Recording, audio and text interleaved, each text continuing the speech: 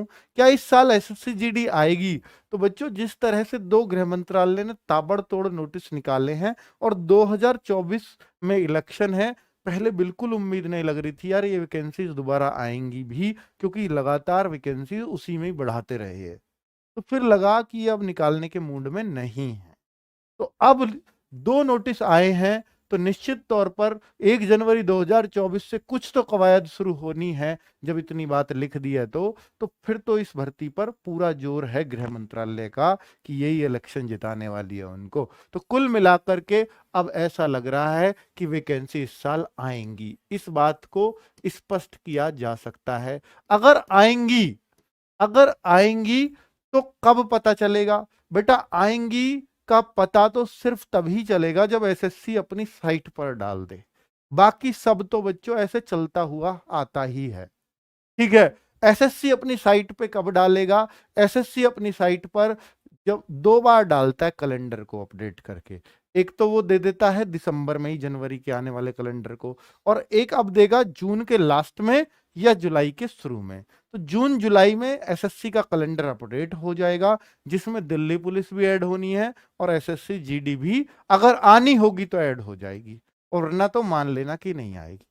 ठीक है, अगर आएगी तो कब और कितनी वैकेंसीज? वैकेंसीज मैंने बता दी है कि यार सीआरपीएफ की जो 1.3 लाख आपको दिख रही हैं, ये एक साथ तो नहीं आएंगी, इनको टुकड़ों में निकाला जा सकता है, क्योंकि इतने तो शायद इतने ज्यादा बड़ी भर्ती निकालने के लिए उन पर ट्रेनिंग कराने के इतने साधन नहीं है। ठीक है, निश्चित तौर पे ये कहा जा सकता है। अगर भर्ती आई तो क्या इस बार भी एज में छूट मिलेगी? अगर भर्ती आई तो इस बार एज में छूट मिलेगी।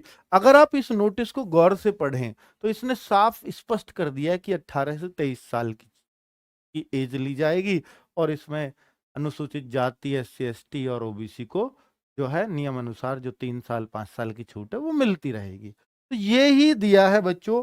पिछली बार स्पेशल कंडीशंस लगा के उन्होंने कोरोना वालों को एक बार तो मौका मिलना चाहिए, कोरोना की वजह से जो समय बिगड़ा है उसकी वजह से उन्होंने 2-3 साल की छूट आपको दे दी थी। इस बार नहीं लगता कि छूट मिलेगी अगर भर्ती आई तो। एग्जाम पहली बार 15 भाषाओं में होगा। जी हाँ, एसएससी एमटीएस की तरह जो क्षेत्रीय लैंग्वेज बच्चों, क्योंकि ये भर्ती स्टेट वाइज होती है, इसकी कट ऑफ एसएससी जीडी की स्टेट वाइज लगती है। तो इस वजह से जो भर्ती होगी वो अब वो कहते हैं जब स्टेट वाइज कट ऑफ लगा रहे हो तो उनकी स्टेट में आपको एग्जाम भी लेना चाहिए, उनकी लोकल लैंग्वेज में आपको एग्जाम भी लेना चाहिए। तो उनको मजबूर मत करो बंगाली बच्चे को हिंदी और इंग्लिश में पेपर देने को। तो ये इन्होंने इसलिए फैसला लिया है क्योंकि बंगाली बच्चा है, मराठी बच्चा, वो अपनी भाषाओं में ही ज्यादा कंफर्टेबल होता है, उसको उसकी भाषा में ही पेपर देने दीजिएगा। तो एग्जाम पहली बार 15 भाषाओं में होने जा रहा है। ठीक है, चलिए, तो एसएससी जीडी के गृह मंत्रालय के नोटिस के बारे में अब मैंने आपको सब कुछ बता दिया है, दोनों नोटिस की कंपैरिजन भी बता दी है।